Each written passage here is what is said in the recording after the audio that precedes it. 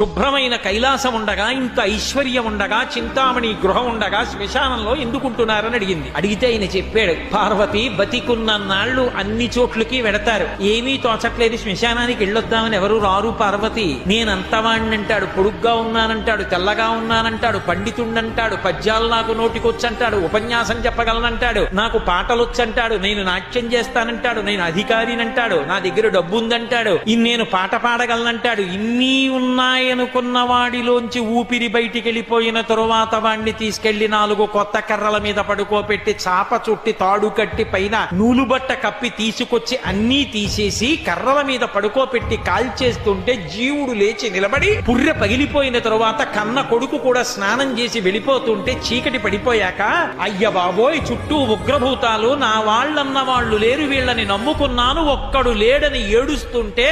నేనున్నాను రా అని చెప్పడానికి నేను